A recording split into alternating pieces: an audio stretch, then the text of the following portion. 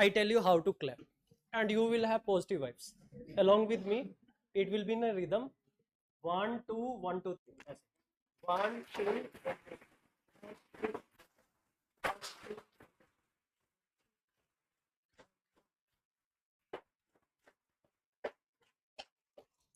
So we welcome Srishti Deshmukh and Nagarjun Goda sir. So we are very happy कि these people are here just to motivate you. And दो लाइनें हैं, ठीक है. काम ऐसा करो कि पहचान बन जाए.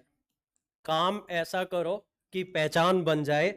हर कदम ऐसा चलो कि निशान बन जाए. हर कदम ऐसा चलो कि निशान बन जाए.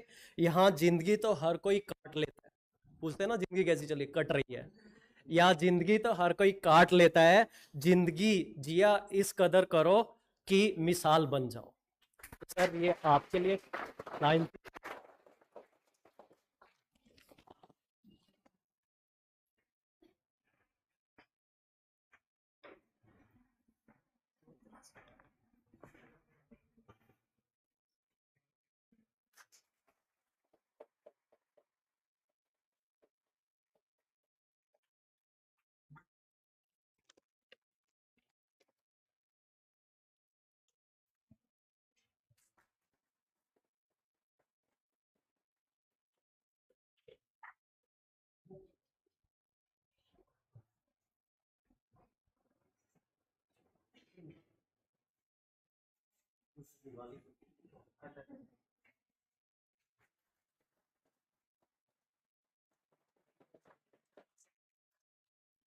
तो ये चेयर रख देना ऊपर से. सो नाउ हाँ, many people like students they face problem related to ethics. We are really thankful to our toppers ki they come up with the solution. So here they have written this wonderful book on ethics. If you are facing problem with the ethics, I think this is one stop solution. I have gone through the index, I have gone through this book. This is really a wonderful book because many students they face problem in this area like ethics, governance, social justice. Ethics is the area where we struggle. Okay, so my request to the student, kindly go through this book. It will really help you. It will help you to improve your score in ethics part. Okay, now if you have any query related to ethics, this will be open session. And after that, any other query related to your preparation, you can ask to your toppers in front of you. So here, thank you. You can. Yes,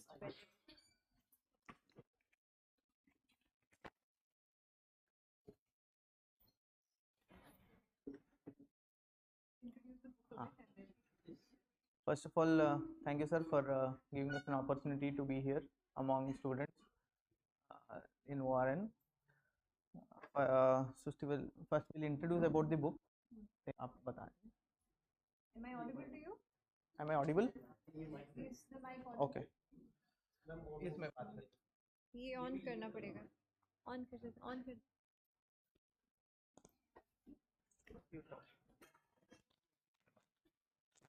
Okay, am I audible to you at the last? Yes. So, hi everyone. How are you doing? How was Dasra celebrations? Mast na? ठीक है. I hope that I don't know how much you've celebrated Dasra. So, anyways, it's glad to be here, and thank you so much, sir, for giving us this opportunity to be here and talk to aspirants. It's great to be amongst the crowd which prepares for this exam and which we have also been there sometime. Not here exactly, but somewhere we were also at the same point. So it's really great to come back and interact with you.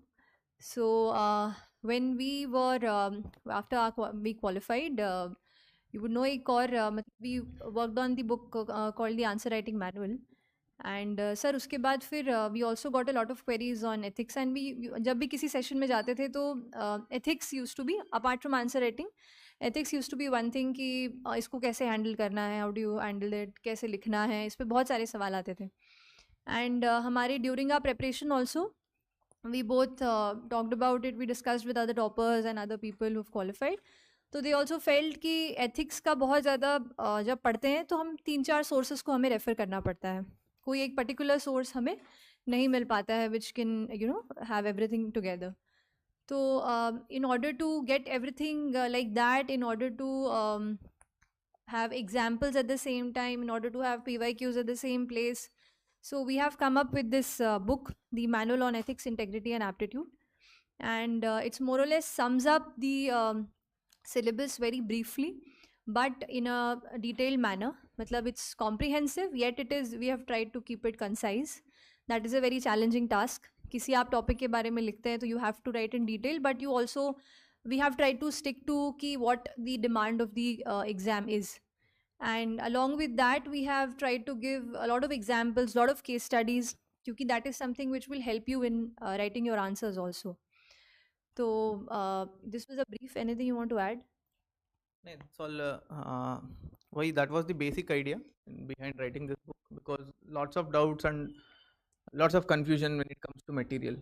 तो मेरा तो personal experience है कि because I studied from a distant place. I didn't come to Delhi, I didn't go to Bangalore or any other place. I was working while I was preparing. So for me, whatever sources जो भी textbooks है, so that was everything. I didn't have any close classes या coaching या बहुत सारे materials, वो सब नहीं था. तो ethics is one such topic where I didn't find any right material. Though I did read a couple of books, but I was not satisfied. I had to again go through some other sources या Google करो, उसका फिर से आप brief notes बनाओ. तो इसमें थोड़ा स्ट्रगल था. तो दैट इज़ वाई हमारा ये एफर्ट था कि मतलब बहुत मोटा किताब भी ना बने, but at the same time everything we have to cover which is relevant to the exam. तो ethics is a huge big topic. तो जहाँ पे आप लिखना है तो आप 4000 पन्ने का भी लिख सकते हो.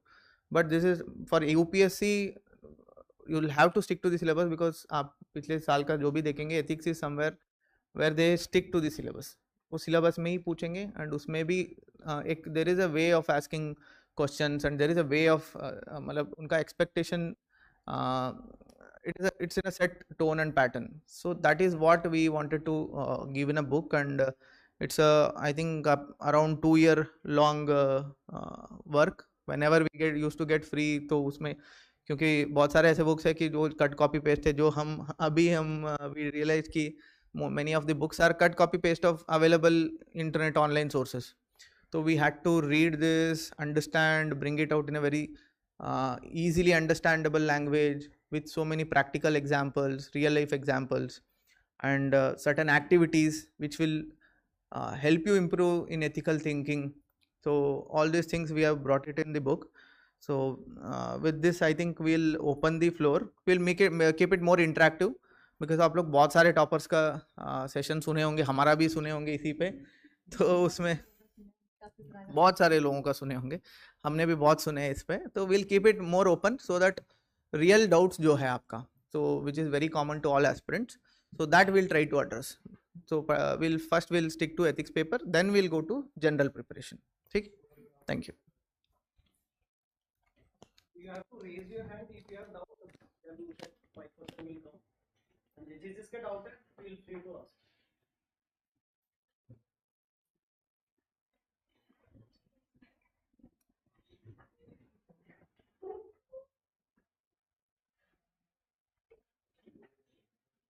Louder. On नहीं है. Louder. On नहीं, it's not on.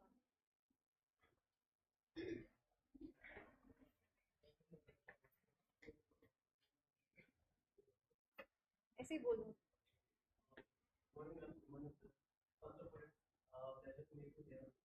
So my doubt regarding ethics paper is what did you follow during writing the case study?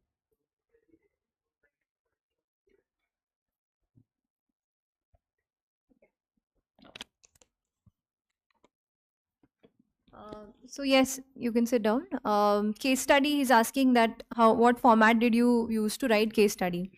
So basically when you start attempting a case study क्या है? Basically एक real life example है और जिसमें आप कोई एक role आपको असाइन कर दिया जाएगा, right? That role can be either you are a civil servant या फिर you are a police officer या फिर यू कैन बी, आजकल कॉर्पोरेट गवर्नेंस से केस स्टडीज आ रहे हैं, यू माइट बी नोटिसिंग. तो you are some MNC company का सीईओ या फिर you are an employee in some company, something like that. तो the first thing first is कि आपका कोई एक रोल होगा. तो रोल आइडेंटिफिकेशन सबसे पहले ज़रूरी है कि आप जो आंसर करने जा रहे हैं, जो भी आपका एथिकल डायलेमा आप फेस करोगे, वो किस पर्सपेक्टिव से आप आंसर करोगे. पर्सपेक्टिव क्या रहेगा कि आपका रोल वहाँ पे क्या है. अगर आप किसी और रोल के से सोचेंगे तो आप सही उसमें आंसर नहीं कर पाएंगे. तो first thing is role identification. Second thing in a case study is that you identify the multiple stakeholders which are there in that case study. What do you mean by stakeholders? Stakeholders, anybody who has a stake. So who has a stake in your preparation? The biggest stake in your preparation is you. The biggest stake in your preparation, you have it, right? Who else has a stake in your preparation? Parents, then teachers, some of your friends, some family, they have a stake in your preparation. मतलब जिन पे कोई असर पड़ेगा आपके preparation का. हाँ, yes, हाँ, UPSC is also a stakeholder in your preparation. How?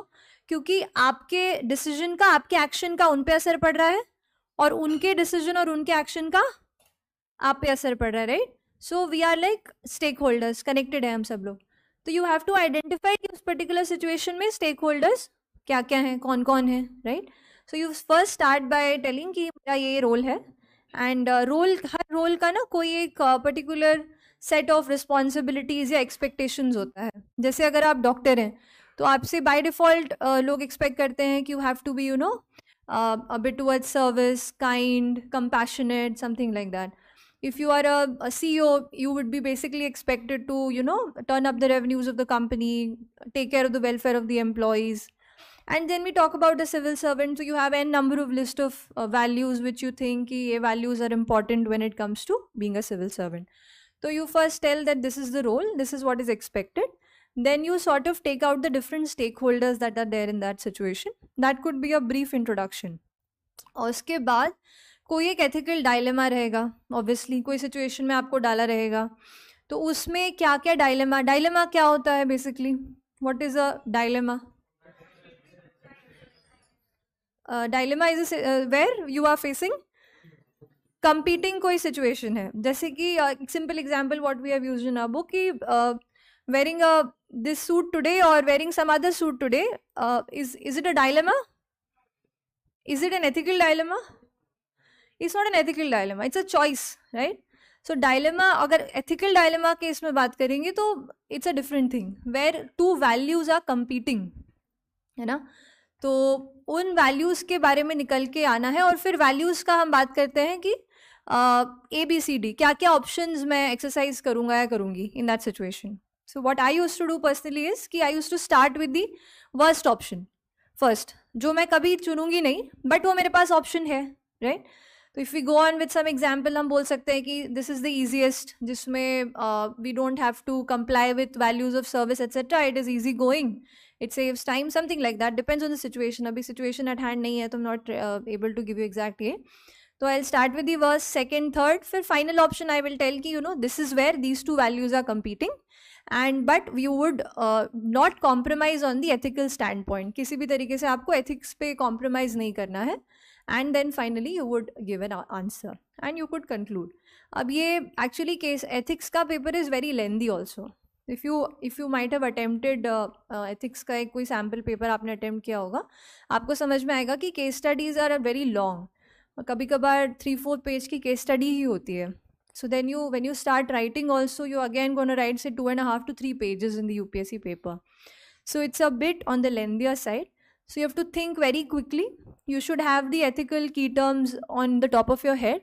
So you can just write them down and underline very quickly so that the examiner also catches कि इनको ethical dilemma समझ में आ गया है ना? Anything? More or less generally Srushti covered that. But main case studies में ना कि what are the ethical dilemmas you're facing या describe the ethical issues involved in the above case study is the most general question जहाँ पे आप ethical issues आप note down करोगे and you will explain how it is involved in this present case study. तो इसके अलावा options में so this is the general question of all the aspirants, most of the aspirants कि हमें options कैसे चुने, कौन सा option चुनना चाहिए and कैसे चुने.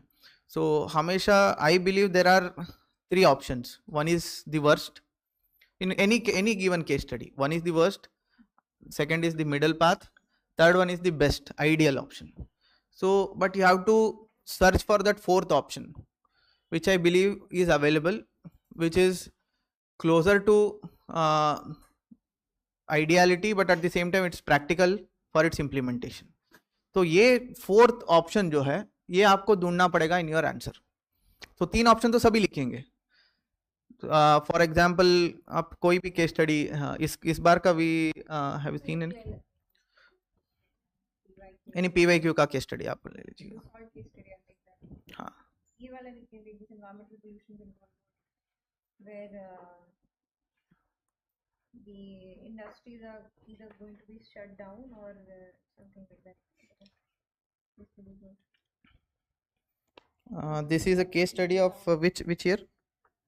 नहीं मैं ऐसे ही जनरली मैं बता दूंगा. तो फॉर एग्जांपल इस बार का recently we solved a case study also. तो उसमें ऐसा था कि it was a case study where water का there is acute water crisis. तो दिस ईयर का case study there is acute water crisis and you being the collector you order आपका order से you form a team to go and do field verification and seize the motor pumps which the farmers are using for irrigation because of acute water crisis. उनके against action लेने के लिए आप team form करके भेजोगे. तो at the same time मतलब because of this farmers get very violent and they do protest and उनका प्रोटेस्ट का ये मेन मुद्दा ये है कि there are big industries in the same district who are using water and you are not allowing for irrigation करके उनका this was their major complaint. And also इसके साथ साथ then there are environmental concerns and also labor union is also involved here कि आप अगर industries को बंद करोगे तो the laborers will be affected and there will be huge unemployment. This is a basic case study इसी साल का था UPSC का. Recently we had seen this in another एक सेशन में ही हमने देखा था ये. तो यहाँ पे if you go for options तो the worst option will be like आप पूरा you just don't listen to the farmers, you just you continue with your action and you will not close the industries का water supply and all. So that is your worst option will be. So middle path will be आप industries को close करिए, ये भी close करिए. So you will limit all the water usage. And the ideal one will be कि आप एक water usage एक मैनेजमेंट प्लान बनाइए जिले का. तो you just bring in all the stakeholders. तो सबको इन्वॉल्व करिए, इंडस्ट्री हो गया, फार्मर्स हो गया, उनके union, labour unions and civil society, NGOs and your own government officials. इन सबको इन्वॉल्व करके then you form a water management plan. So this should be around मतलब towards the ideal option. And इसके साथ साथ एक और पॉइंट आप फोर्थ ऑप्शन जो मैं बता रहा था यहाँ पे आप एक दो चीज़ जो ऐड कर सकते हो. Always there is this you have to think from practical view point. तो जो आप if you are a farmer son और इफ़ यू नो एग्रीकल्चर तो आप जानते होंगे कि during this kind of seasons this government will come up with certain water management policy and there is already A national water management policy available. तो आप इसका सहारा लेते हुए आप ये कह सकते हैं कि मतलब जो भी you will inform the senior higher authorities about the situation and come up with something state level से आपको एक direction लेते हुए वो यहाँ पे आप तो implement करने का with involving all the stakeholders आप करेंगे करके. So this is one thing which practicality which you can add here because most of the times the government will have its own directions and directives for usage of water in any water crisis system. This one ये आप सोच नहीं पाएंगे, आप पूरा उसी case study में आप उलझे रहेंगे. But this one more extra point जो है so this you have to think in any given case study. This is just an example I was telling. तो इसके साथ साथ मोर और less you covered everything and don't go by जब हम exam लिख रहे थे तो स्टेक होल्डर्स को आइडेंटिफाई करना, हाईलाइट करना, even if it is not asked was a rarity, तो तब बहुत कम लोग करते थे, तो it used to be appreciated. अभी तो सभी लिखते हैं, पहले सब स्टेक होल्डर्स लिखते हैं, उसके बाद सभी, देयर इज अ फॉर्मेट. तो try to evolve over that. तो आप just, I would say you just stick to the question. सो वहाँ पे क्वेश्चन जो भी पूछा गया है you just stick to that. तो यू आंसर दी उसका रिक्वायरमेंट, एंड उससे ज़्यादा कुछ लिखने का कोई ज़रूरत नहीं है, समय भी नहीं रहती है. ठीक, thank you.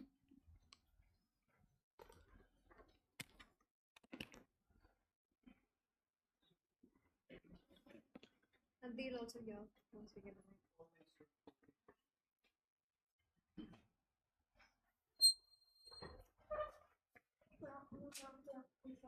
So my question is like how to approach the ethics answer. Like how to find the variety of examples for writing answers. Like do we need to go to like national level, like international level, environmental level, or how to like cut the key points from the answers, the key points that are been mentioned in the first sentence.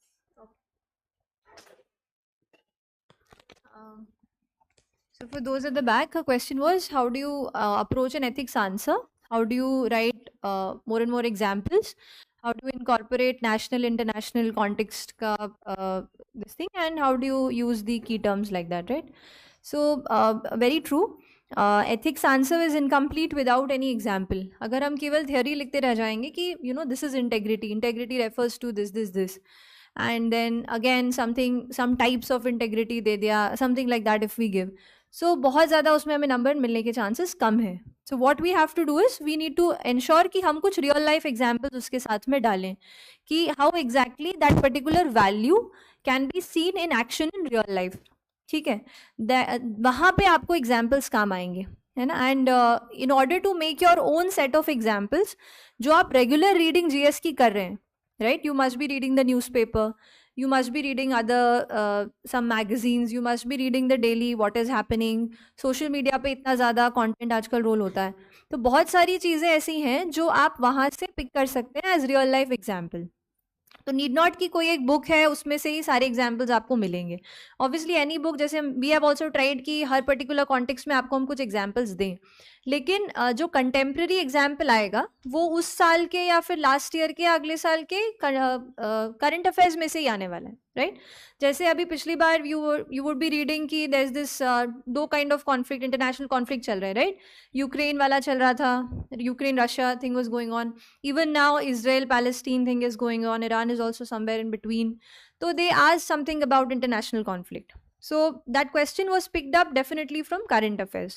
So if you would have read these particular articles in the newspaper, you would know कि क्या ethical dilemmas face करते हैं international arenas पे, governments क्या face करती हैं, क्या क्या और stakeholders होते हैं, non-state actors क्या होते हैं. आप लोग security वाला जो हमारा portion होता है GST का, उसमें हम पढ़ते हैं non-state actors. तो what is a non-state actor? जो state नहीं है लेकिन फिर भी एक्टिवली इन्वॉल्व रहता है इन सब इलीगल और anti some kind of these activities. तो all these examples can be definitely used, and for that you need to keep in touch with the contemporary affairs. जब आप एक बार आप क्वेश्चंस देख लीजिए what kind of questions are being asked, and then with that perspective you read the current affairs. तो आपके दिमाग में रहेगा कि you know this is also something which I can pick and put up here. तो वो, और दूसरा एक जो आपने कहा कि एथिकल टर्म्स, तो ethical terminology is very important. जैसे हम कहते हैं कि सोशोलॉजी, तो sociology is a very general subject, a lot of you would be having it as an optional, but when you write a GS answer and when you write about the same topic in sociology, there is a difference. What is the difference? You use certain kind of terminologies, you use certain kind of thinkers के perspective, so that is what differentiates a GS answer from a sociology answer. Similarly ethics के paper में अगर आप एक general quotation के बारे में भी अगर आप लिख रहे हो, किसी ग्रेट पर्सनालिटी का कोई कोटेशन दिया हुआ है उसके बारे में आप लिख रहे हो, अगर आप जनरल कॉन्वर्जेशनल लैंग्वेज में लिखेंगे लेकिन साथ में आप एथिकल टर्मिनोलॉजीज उसमें इंक्लूड करेंगे तो definitely it will reflect as a better ethics answer. And for that ethical terminologies को पिक करना है. बहुत सारे टर्म्स रहते हैं, कुछ तो सारे टर्म्स तो आपको सिलेबस में मिलेंगे, उसके ऊपर बहुत सारे key terms you will find it. तो what we have tried to do is we have used put up a glossary at the end of each chapter जिसमें बहुत इंपॉर्टेंट टर्मिनोलॉजीज को रखा है. Even when you write the answer, try to underline the ethical terminology. So it sort of reflects that you are in touch with the ethical particular perspective in that answer, right? To add on to this, तो आपको real life examples पे भी थोड़ा work करना है. सो जैसे सृष्टि was telling कि in our book we have highlighted the glossary में in every chapter we have at least 15-20 ethical terms which are there concerned to that chapter. So this we had done in our preparation while our note making part में. So जब भी हम पढ़ते थे कि ethical terms we used to note down. मैं particularly I used to मैं उसका एग्जाम दो उसका डेफिनेशन एंड ऑल नहीं लिखता था, but I had noted down at least 250 such terms, such terms which I can just pick it up and put it in my answer. तो वो मैं रिवीजन में वो एग्ज़ाम जाने से पहले भी वो रिवीजन करके ही गया था. तो ताकि मतलब आप जब भी when you are searching for, मतलब आप बैठ के आप you can not search for some ethical terminologies वहाँ पे. तो and the more terminologies which you bring in your answer the more value addition it will be for the answer. तो ज़रूर ये तो आप एक्सरसाइज कर ही लेना. तो note down at least 200-250 of such terms.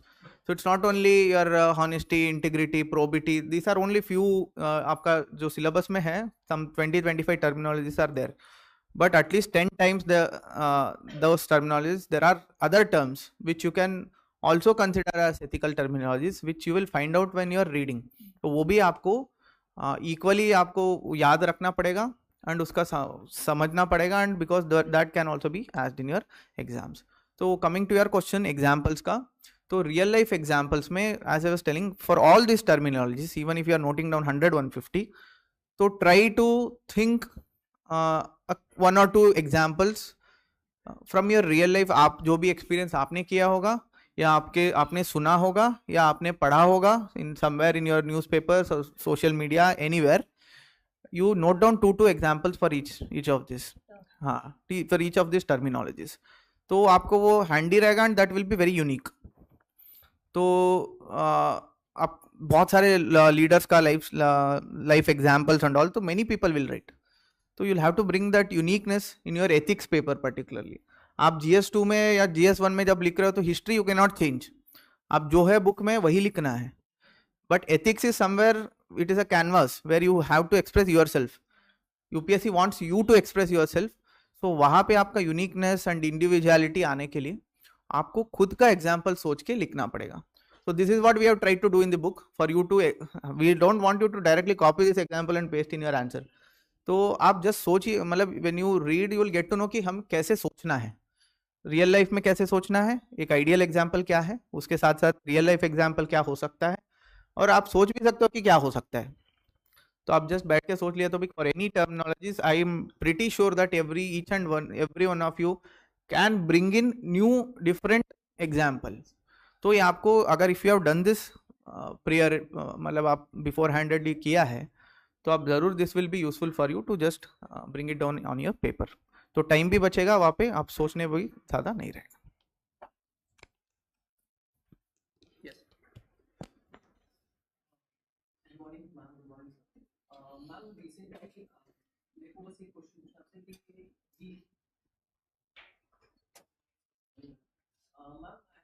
Regarding answer writing, when I got the message that you working in you are coming in an institute, that time I was looking at your answer writing, the XYZ institute. तो मैं फिर पूछा था कि हमें यहाँ पे जो बताया जा रहा है कि जो इंट्रोडक्शन है एंड जो कंक्लूजन पॉइंट है उसको थोड़ा short, introduction should be not more than 4 to 5 lines, should be confined in 3 to 3.5 lines. But what I have observed in your answer writing is कि जो introduction को 8 to 7 lines तक भी जा रहा है, still you get the good marks. So can you address पे थोड़ा confusion है इसके?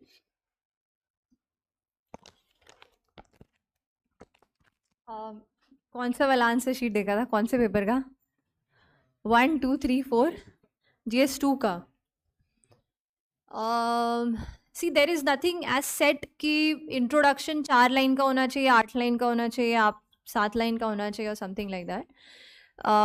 आई बिलीव कि आंसर को सबसे पहले तो आंसर का एक स्ट्रक्चर, एक फ्रेमवर्क बना लीजिए आप अपने लिए.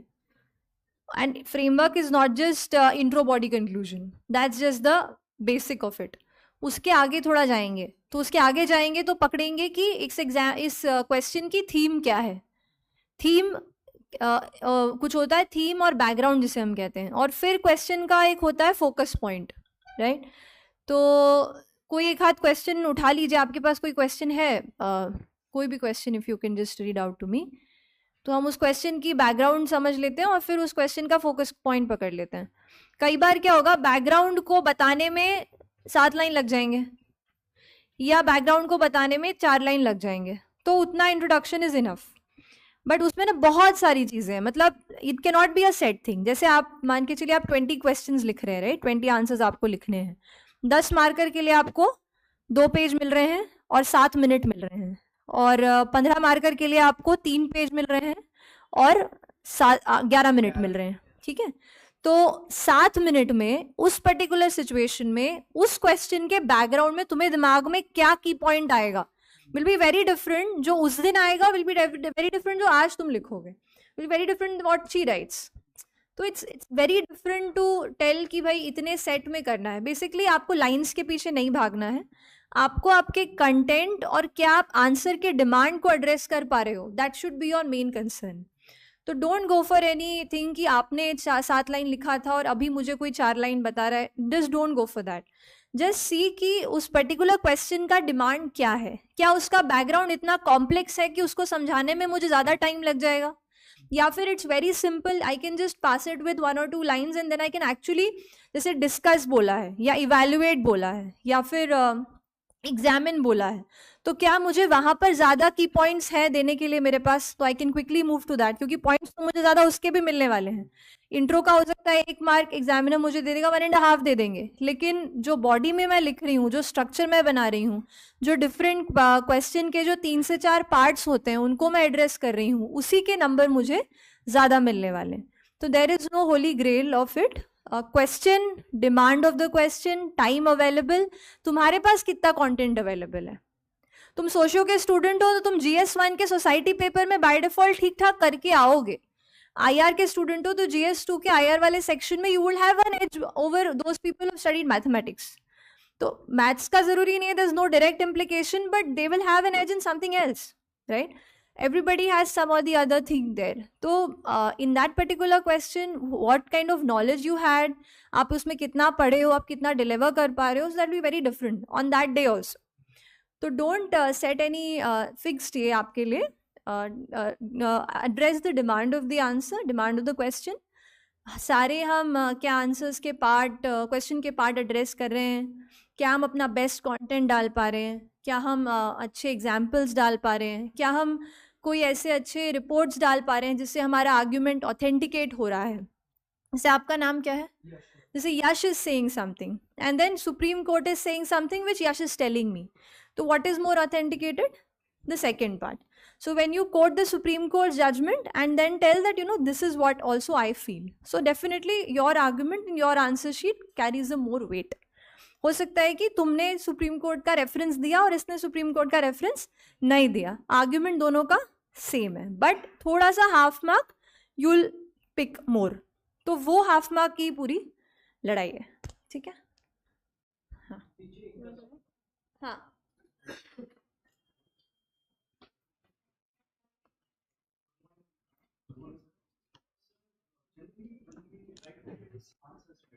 Especially in case studies, and weighing on the options, pros and cons, and everything.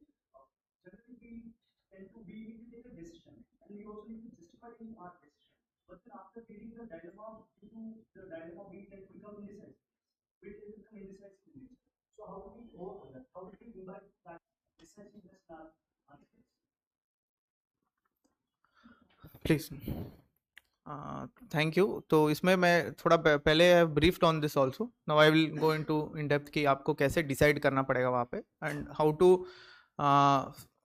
stick to your decision. So that is what mainly आपका question रहा. तो इसमें I would like to say, as I told, कि you have 3-4 options, and उसमें generally everybody will have the same options. Maybe you will add a one merit extra point आप add करोगे, या one demerit extra point आप add करोगे for each and every option, or maybe you can bring in certain new एक अलग सा एक practical angle यहाँ वहाँ लेके आएंगे. तो that is the only difference. But when it comes to making a certain decision and sticking to it, तो आपका main concern रहना चाहिए, are you ethically correct? Ethically are you right? And what is your role? Your role becomes very important यहाँ पे. तो because आपका for each and every role there are certain values which are associated with it and which are to be followed in a ethical word, and at the same time आप उसके साथ साथ आप उसको यहाँ पे वो practically implementable है कि नहीं. So these are the 3 concerns which you should be thinking of when you are deciding upon something. Suppose आप मानो कि you are a CEO of a company, you are यहाँ पे आपको corporate governance वाला values आ जाएगा. आप खुद के रोल में CEO के रोल में हो, तो you are in talks with the government for certain project या contract. तो वहाँ पे आप it might be related to some health related, आप मानो कि आप health related एक startup company हो, आप एक government के साथ एक project के लिए work करने के लिए you are in negotiation with the government, and government has come with certain proposal, and आप वहाँ पे you are sitting with the concerned department के official. तो यहाँ पे आपके role हो गया CEO of a company of a startup. तो आप when you are deciding upon something, आप company का profit and also the उसके साथ साथ आपके employees का concern, उसके बाद और उसके साथ आएगा आपका social responsibility. But if you are sitting on the other side of the table, if you are the officer who is negotiating with the company, आपका importance वहाँ पे prime importance आपका decision में रहेगा, हाँ, you are the public service, resources, availability of resources, resource constraint के समय में आपको उसमें कैसे how will you negotiate a deal where it will be much more मतलब public service के लिए and also the public exchequer के लिए. तो how will it be beneficial to the government, and how many मतलब how larger the impact of the decision would be. So ये आपका concern रहेगा when you are deciding from this side. तो ये role का बहुत important रहता है कि आपका decision क्या रहेगा. तो इसके साथ साथ as I told the practicality of your options. तो can you implement it on the ground? तो आप वो ग्राउंड में कर सकते हो कि नहीं. आइडियली आप सोच सकते हो कि मैं ये कर दूंगा वो कर दूंगा, बट आइडियल वर्ल्ड में there as I told there are resource constraints, then you have your own concerns, your own values to cater for. तो ऐसे ये सारे चीज़ आपके डिसीजन में आपको सोचना पड़ेगा. And once you have decided upon something, once you have evaluated in all this under all these points, then you will have to stick to it, and you have to trust yourself in that. So because there are so many options which can be right, but somebody else would have written some other option, so they will evaluate your option or your answer only based on your argument. Why are you deciding upon this? Justify your option. This is just the last point I want to add in this. If you are able to justify the option that you are exercising, that is also appreciated, definitely. Obviously it should not be a some extreme wo aap kar rahe hain and then you are telling, you know, this is something I'll do. If you are choosing an option which maybe 70% people are not choosing, but you are able to justify and support it through proper ethical standpoints, then that is also acceptable. I hope you got your thank you.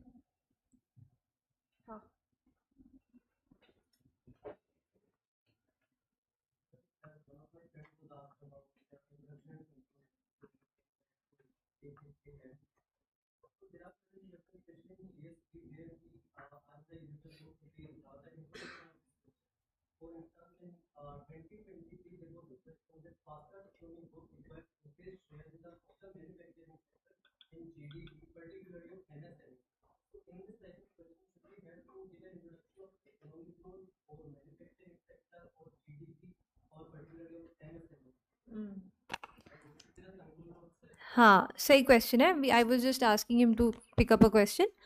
So, in your question, we are talking about economic growth and we are talking about how MSMEs can actually help promote it, right? And MSMEs में पहले एक बार manufacturing sector का उन्होंने word दिया आपको. तो आपको क्या लगता है कि इस क्वेश्चन का बैकग्राउंड क्या है, बताएंगे? एंड कौन से पेपर में पूछा है? हाँ, GS3 में पूछा है ना? GS3 में पूछा है.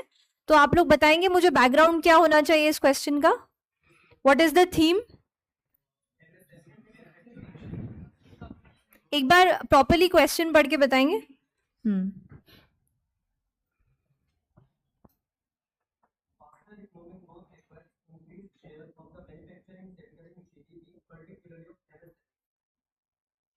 आगे.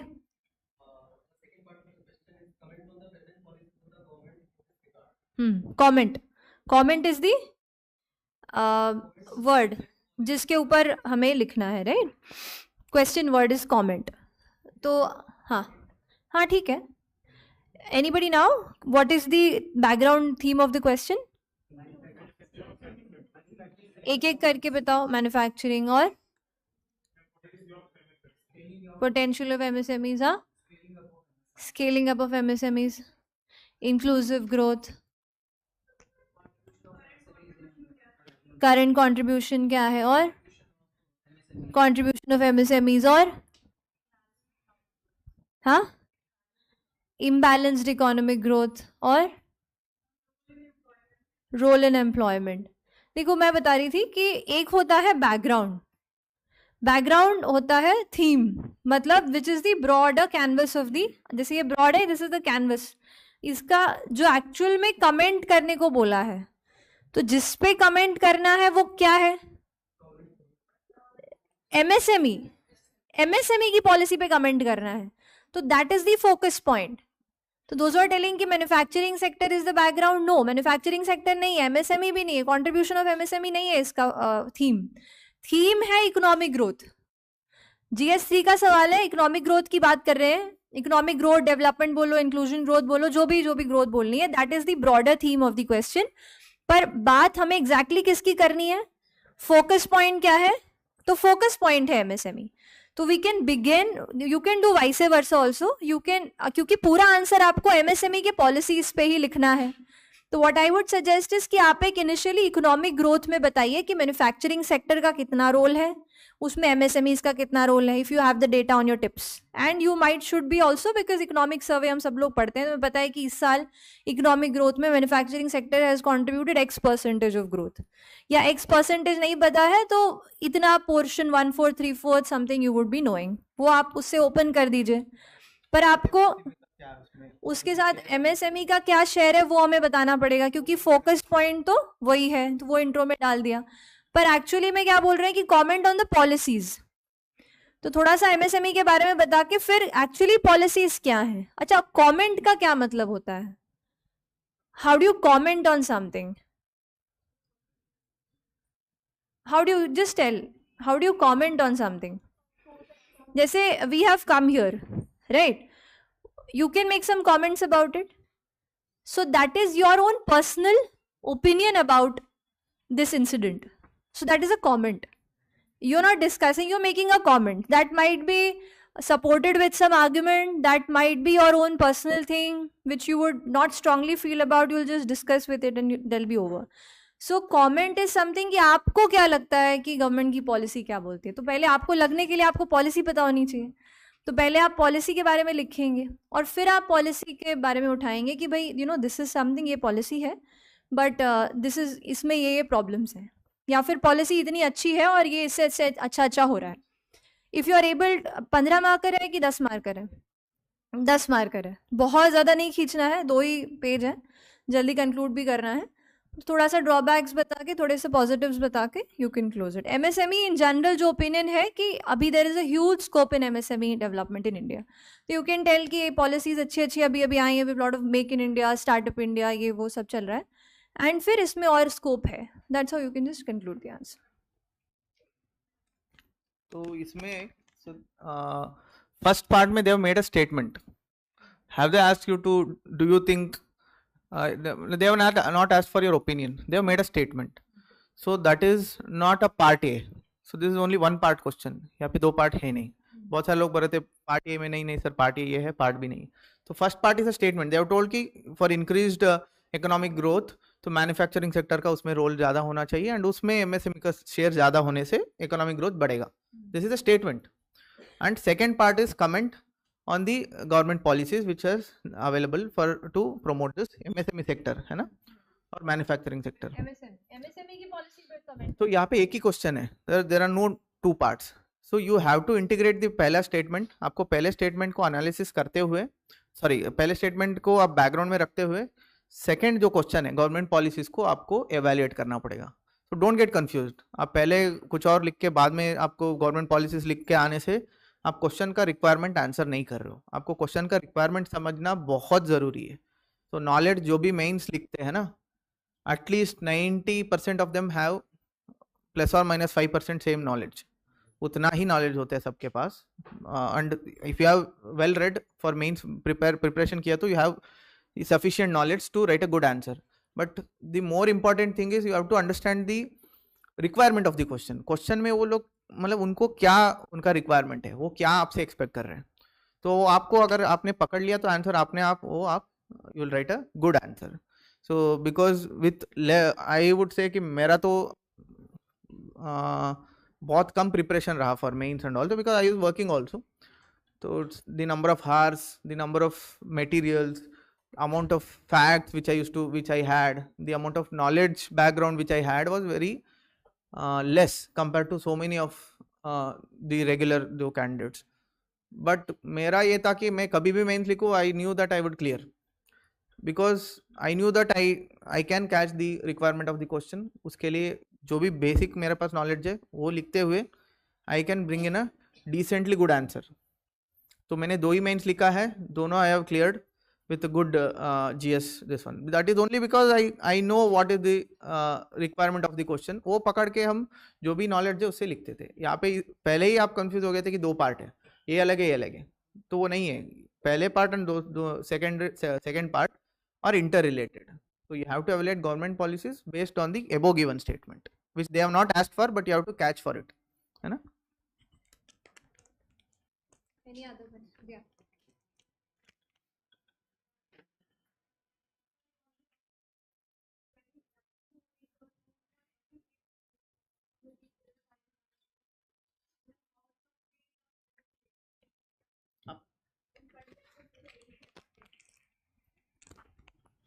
First is is it essential to make notes of all GS subjects? And second is how to be content ready. ठीक है. Notes बनाने हैं क्या? बैठ जाइए. It's very general question which everybody thinks.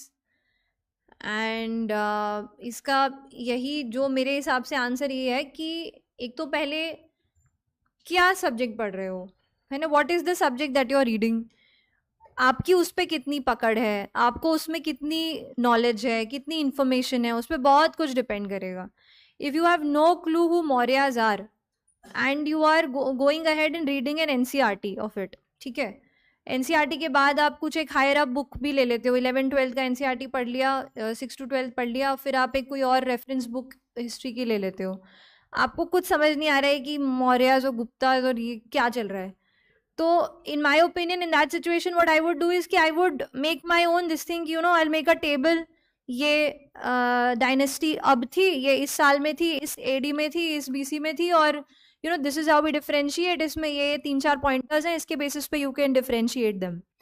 So that is notes. Anything which you make for yourself in order to be content ready, in order to write the answers that are the demand of the paper, that is your notes. So if you need the notes for that, is depends on what book also you are referring. जैसे आप NCERT को ही base material बना रहे हो, उसमें you are not adding up any other book. कोई भी book लिखी जाती है तो उसमें बड़ा they try to be concise generally for UPSC. जैसे we all read Laxmikanth for polity, right. So that book is already very concise because it's so vast, because the subject is very vast. They are talking about the Constitution of India, so it is very vast. अगर आप लक्ष्मीकांत के notes बनाने जाएंगे तो आप photocopy कर देंगे, क्योंकि हर चीज़ कोई ना कोई चीज़ आपको लगेगी नहीं दिस इज़ ऑल्सो, तो इन बुक्स के नोट्स नहीं बनेंगे। नोट्स किस चीज़ के बनेंगे, कहीं कोई रेफरेंस बुक रेफर कर रहे हो जिसमें सारी चीज़ें इंपॉर्टेंट नहीं हैं, जिसमें 10 पेज में से 2 ही पेज इंपॉर्टेंट हैं, तो वो 2 पेज आप अपने शब्दों में लिख लीजिए, and you know that can be your own set of notes. आपके notes will be very different than what is required for you than what is required for her. She has a knowledge of IR. She reads very well contemporary affairs. So she doesn't need much of कि nuclear disarmament क्यों शुरू हुआ था और nuclear treaty क्या था. Maybe she'll write about treaty, but exactly nuclear disarmament का concept क्या है? She doesn't need it in her notes. But you have no clue about IR. So you have some different edge. तो आपको you would need something about nuclear disarmament in your notes for you to refer again. And also notes help you to revise, obviously because the syllabus is so vast, you cannot go on पन्ने पलट रहे हैं इतने सारे, आप नहीं कर सकते at the last time, so you need a concise you know this thing. तो कोई set pattern नहीं है, it's very unique to yourself, है ना, and that's how you build your content.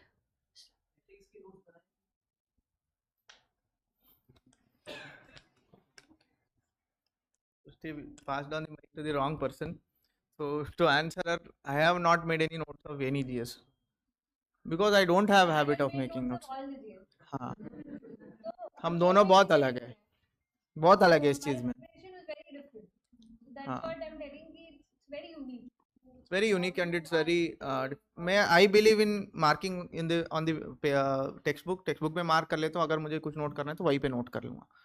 तो she has made such elaborate notes, I have seen her notes, बहुत ज़्यादा उन्होंने नोट्स बनाए, and it used to be as she told, it used to be very concise. आप वो diagram के through या कुछ मैप्स के थ्रू या कुछ फ्लो चार्ट्स ऐसे बना के she has made a very compiled, but she has made notes of everything.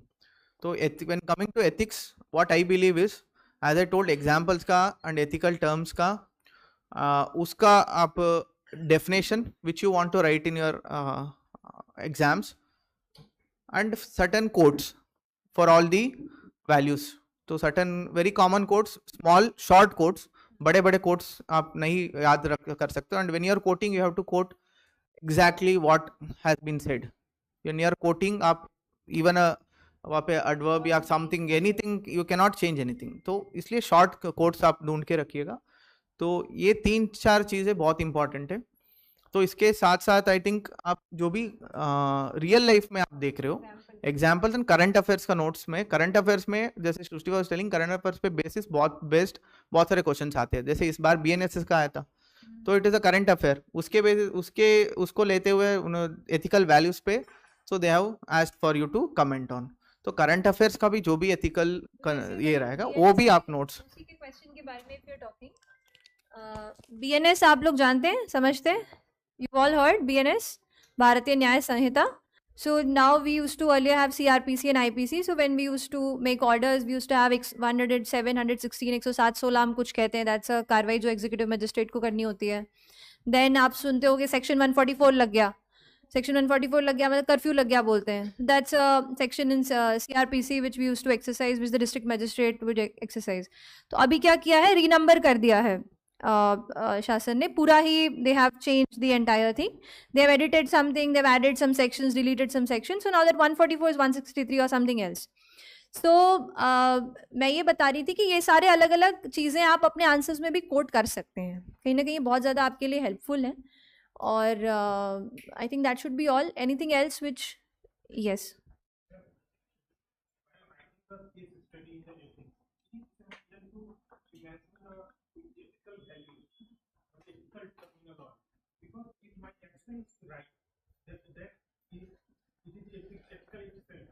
नहीं नहीं नहीं, ऐसा निकल करके तभी आएगा जब आप लिखोगे उसके बारे में।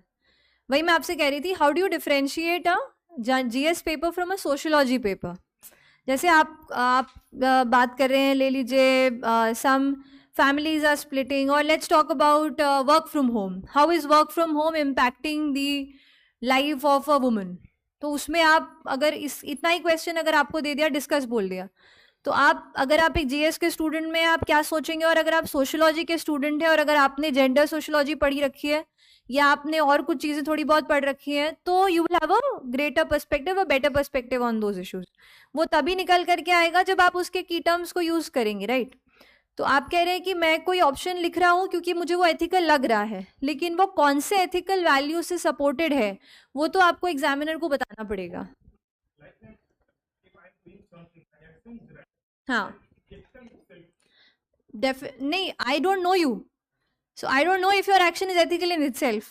You will have to tell me that this is the particular ethical value which you are exercising in your option. Right? Examiner will never know ki how much ethical you are. So they will only know what exactly ethical value you're picking on that particular question on that particular day. आपको उनको बताना पड़ेगा कि 1 2 3 4 ये ethical values हैं. And actually जब आप ethical सोचेंगे तो आप खुद भी ethical इसको values से connect करेंगे, है ना. हम ऐसे ही कॉम्प्रीहेंड करते हैं, ऐसे ही हम समझते हैं. बचपन से आपके स्कूल में मॉरल साइंस का सब्जेक्ट हुआ करता था, कुछ कुछ उसमें होता था. Missionary school generally we have studied moral science as a subject, तो वी स्टडी कि this particular ethical value comes from these actions, something like that. तो आप कनेक्ट करते हैं एक वैल्यू को एक एक्शन से, तो उस वैल्यू को बस अपने को मेंशन करना है आंसर में. मतलब you have to convince the evaluator कि आप ये क्यों चूज कर रहे हो विद एथिकल बैकग्राउंड. बस बेसिक इतना ही. आप जो भी चूज करोगे आपको आप एथिकल बैकग्राउंड देते हुए आपके ऑप्शन का आपको उनको कन्विंस करना. हाँ,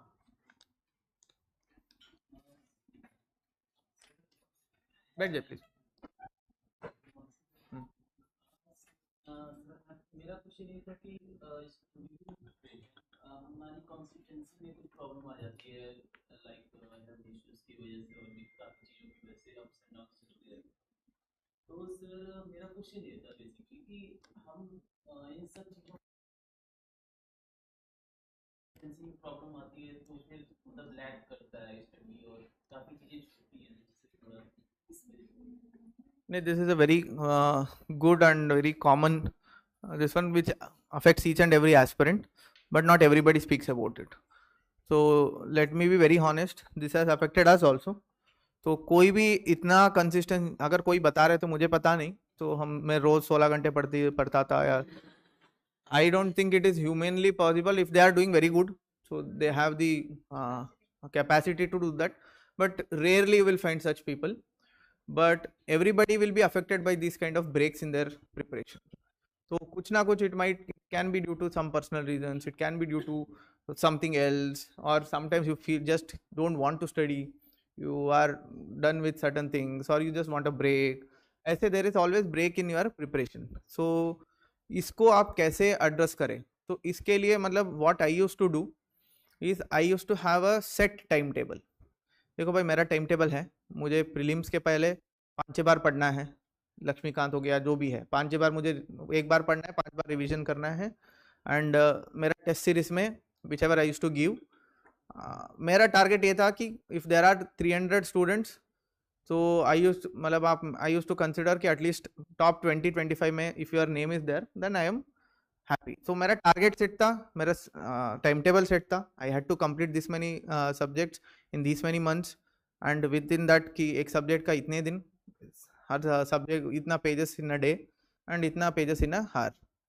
if I am able to do that so good enough. If I am not able to do that, अगर कोई ब्रेक हो गया बीच में, तो I use to pull my self up to achieve that target.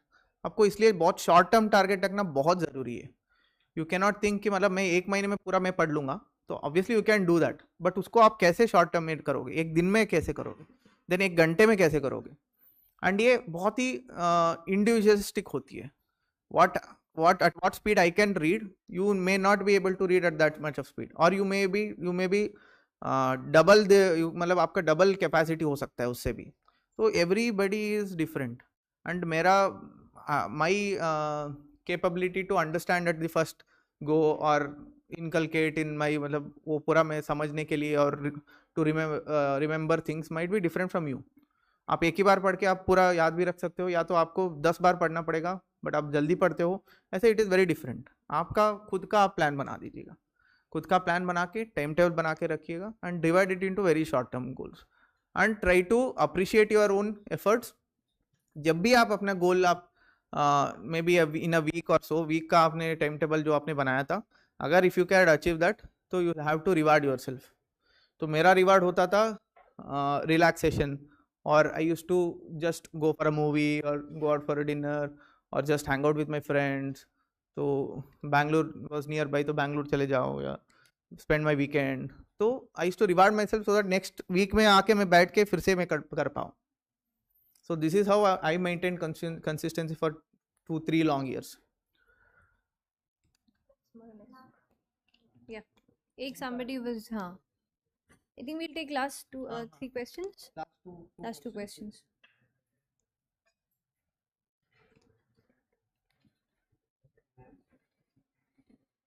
आप खड़े होके खुद ही बोल दीजिए that is not much audible. हाँ.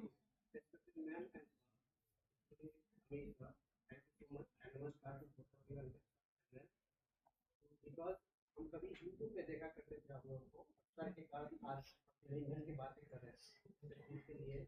और दूसरी बात है कि 21 से रिलेटेड जैसे क्वेश्चन था तो सर ने बताया कि कैसे क्वेश्चन को लाइव बनाना है, प्रैक्टिकल बनाना है, क्योंकि आंसर सभी लोग सेम लिखते हैं, क्वेश्चन आंसर सेम लिखते हैं, कॉन्टेंट सेम पढ़ते हैं, उसके बाद जो भी नॉलेज है हर लोग सभी सेम लिखते हैं, don't for doing writing it.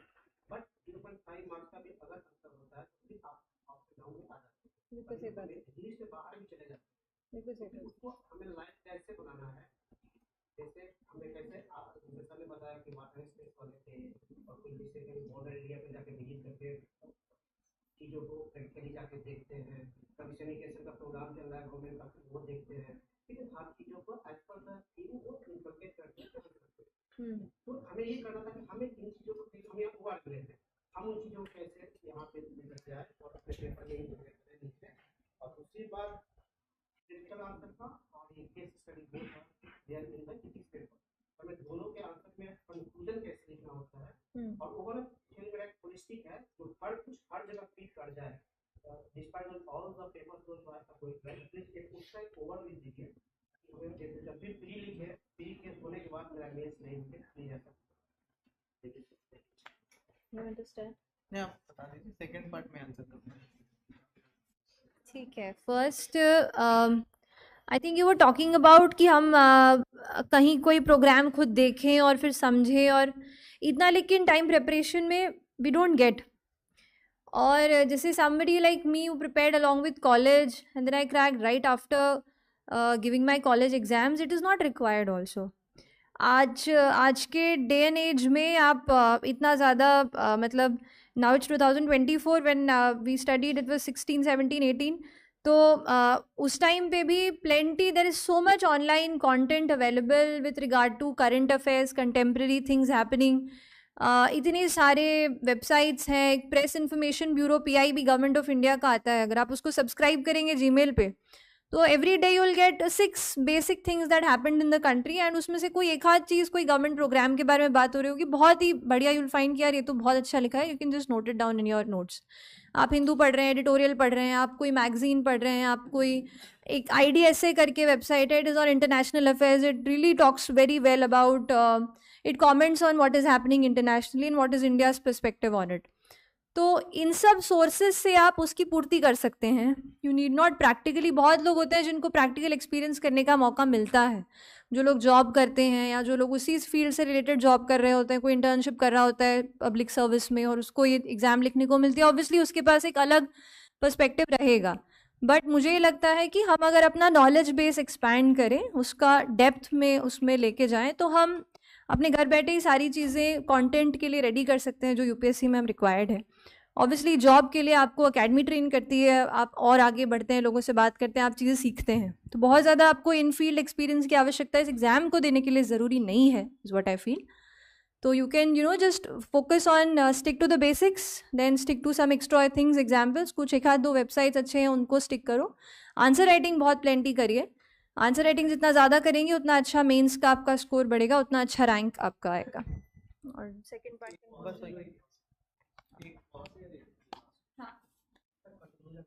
Conclusion वही प्रीलिम्स एंड मेंस का आप बता रहे थे कि if how to write conclusion. तो एथिक्स पेपर में ना, एथिक्स पेपर में हाउ टू राइट, देखो केस स्टडी में तो देयर इज नो कंक्लूजन, आपका जो भी ऑप्शन है आप यू विल आंसर दैट. तो उसमें last question will be generally what will you choose and why will you choose this, वो रहेगा, वही आपका कंक्लूजन रहेगा. तो उसके बाद भी I don't think you need to write anything. अगर ओपन एंडेड क्वेश्चन है लास्ट क्वेश्चन, तो you can write certain things about the values concern. तो उसके साथ पहले पार्ट में तो जनरली जो रहता है कि या तो कोटेशन रहती है, या तो 3-4 कोटेशन रहती है, या तो then there is certain current affair से 2-3 क्वेश्चन रहती है, उसका एथिकल वैल्यूज रहती है, या तो डिफरेंसेस पूछते हैं, या तो सर्टेन एथिकल टर्मिनोलॉजी का एक्सप्लेन करने के लिए रियल आपके एग्जांपल्स के साथ एक्सप्लेन करके दिस आर दी क्वेश्चंस। तो इसमें आपको कंक्लूजन लिखना ही है ऐसे कोई ज़रूरत नहीं है। तो let me be very this one about ethics paper particularly. बाकी में आपको कंक्लूजन लिखना है, आपको कंक्लूड करना है इन other GS papers with relevant facts और रिलेवेंट बैकग्राउंड नॉलेज और विद समथिंग सम फ्यूचरिस्टिक आपको सोचते हुए क्या हो सकता है इससे करके आप कंक्लूड करोगे। तो यहाँ पे आपको कंक्लूजन लिखने का there is no compulsion. Conclusion as in you don't have to sum up everything at हाँ। The end and tell. जो आपका फ्लो ऑफ द आंसर चल रहा है उसी में अगर आप उसको क्लोज अप कर देंगे तो that is it. But if examples have not been asked for, writing an example and concluding an answer is a very good way of doing it. तो नहीं तो आप एग्जाम्पल के साथ ये एक्सप्लेन करिए लिखे तो that in itself is enough. यहाँ पे कंक्लूजन लिखने का I don't feel unless you can come up with certain examples, depends on the question again. तो बीएनएसएस का जैसे क्वेश्चन लिए तो वहाँ पे आप जरूर करंट अफेयर्स को लेते हुए आप कंक्लूजन लिख सकते हो। You can comment on the law and you can write that how it will help in improving the ethicality in administration, particularly the criminal law administration। कैसे वो improve कर सकते हो वो लिख सकते हो यहाँ पे। बट कुछ और में कोर्ट में आप कुछ नहीं लिख सकते हो। कोर्ट में आपको एग्जाम्पल लिखना है, एंड में आपने उसमें क्या समझा उसमें आप रियल लाइफ में कुछ एग्जाम्पल कनेक्ट करते हुए आज के दिन में वो कैसे रिलेवेंट है वो एग्जाम्पल के साथ आप यू कैन कंक्लूड। तो ऐसे इट इज वेरी डिफरेंट। बाकी में तो आपको कंक्लूजन निकलने का most of the times you will have to write 99% of the times in other GS papers. यहाँ पे you evaluate based on the question. तो जरूरी नहीं है एंड फोर्सिबली ऐसे कुछ ना लिखे जिससे आपका पूरा आंसर का वहाँ पे बिगड़ जाए। ठीक, 2 और लास्ट 2 क्वेश्चंस। हाँ,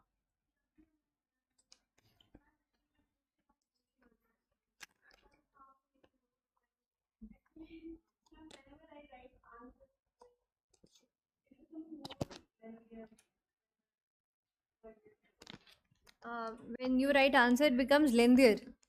So, do you set a timeline for yourself that you will finish this answer in 14 minutes or 11 minutes or something? And still you are able to write lengthy. So that's congratulations to you.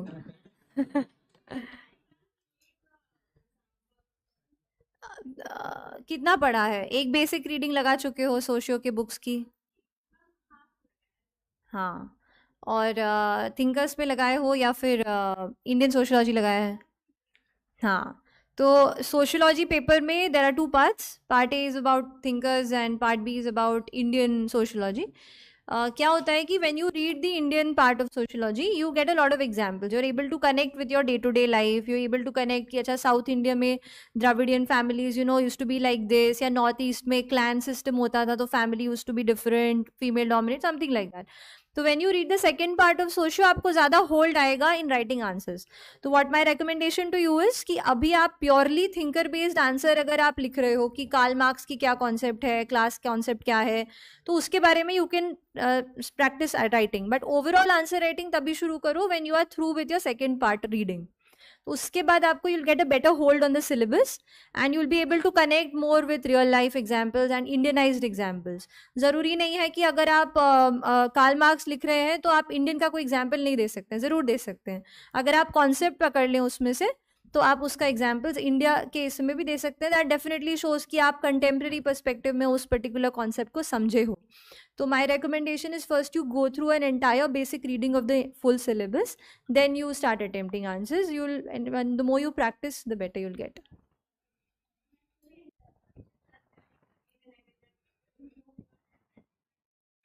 कितनी खराब है?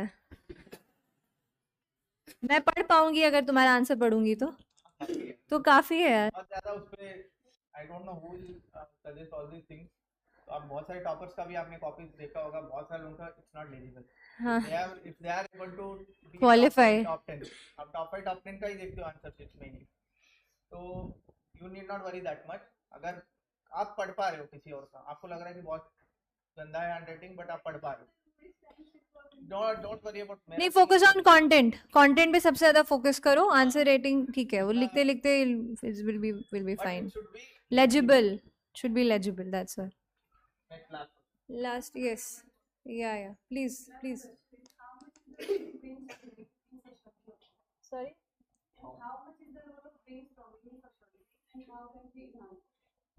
What is the role of brainstorming? Brainstorming तो हर चीज़ के लिए ज़रूरी है. Socio के लिए, IR के लिए, GS के लिए, एथिक्स के लिए. Brainstorming is this general concept which tells you, जो हम अभी कर रहे थे भी, वो brainstorming about ethics. So definitely it's important. अब ब्रेनस्टॉर्मिंग से कुछ स्पेसिफिक कॉन्सेप्ट कुछ बोल रही हो कि ऐसे करना है, क्या बोलना चाह रही हो? All the dimensions of it. हाँ, very very important. If you are talking about brainstorming the multiple perspectives of a particular issue, it is extremely important in sociology. Sociology में कई बार वो perspective निकल करके आ जाता है जो एक जनरल GS वाला व्यक्ति नहीं समझ पाएगा. बट अगर आपने 6, 7, 8 थिंकर्स पढ़े हैं, है ना, आपको पता है कि इसमें एक क्लास एंगल भी है, जिसमें एक शेड्यूल्ड कास्ट की अगर कोई लेडी है, she is the most vulnerable in that particular situation. You will be able to identify that because you would have read something about marginalized communities and marginalized people and how life in general affects them. तो multiple perspective का brainstorming definitely very important, बहुत ज़रूरी है, sociology में करना ही करना है, तभी वो आंसर आपका स्टैंड आउट करेगा GS के आंसर से. हाँ, पढ़ो किताबें पढ़ो, बस पढ़ो, एग्जाम्पल पढ़ो, मैगजीन पढ़ो, एडिटोरियल पढ़ो, है ना, तो you will make your base.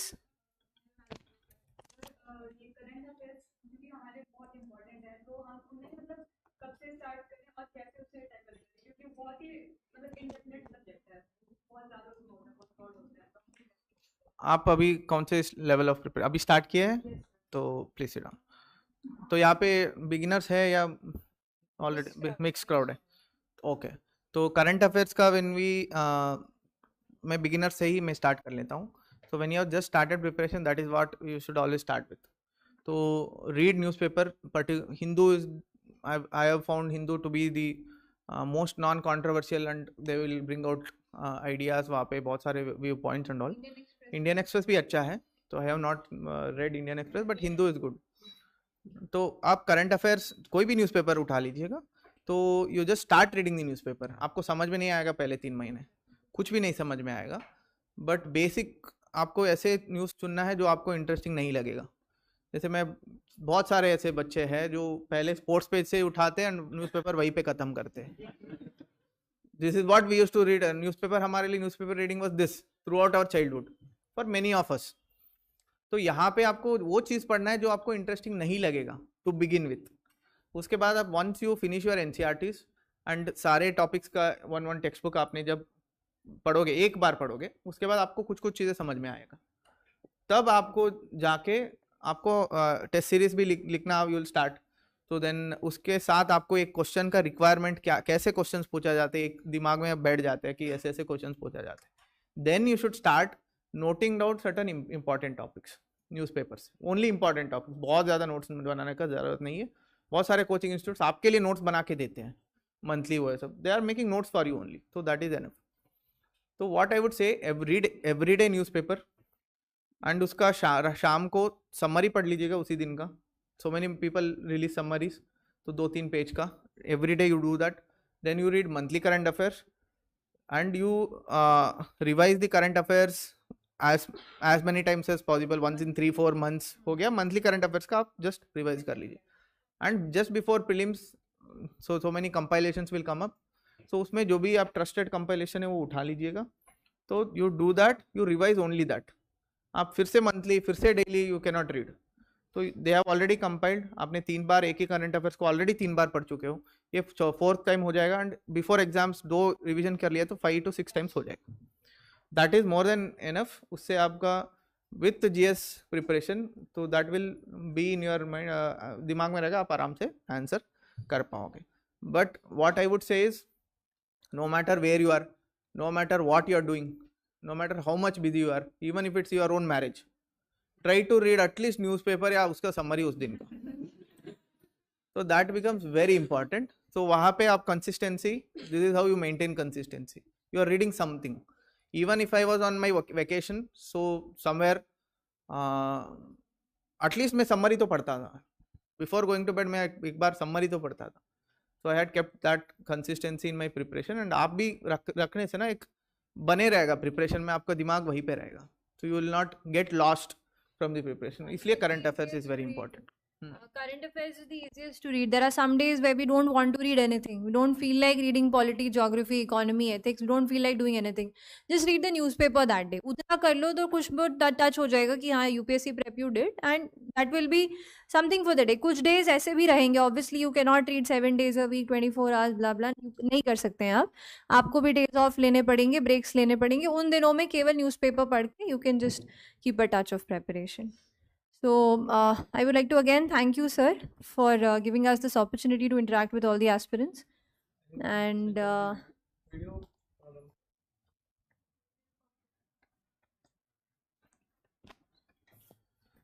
think stop हो गया ना video. So thank you all. So all the best for your preparation. जैसे सर बता रहे थे कि अब most of you are very serious aspirants यहाँ पे, and नहीं, it is very सच में बता रहे हैं कि it's very difficult to find majority of serious aspirants. तो आप भी ORN में देखे होंगे. I have never come to ORN before ज़्यादा. This live this one is off. Yeah, this is for online. off कर दीजिए अभी थोड़ा सा. देखो बोलना off कर देना.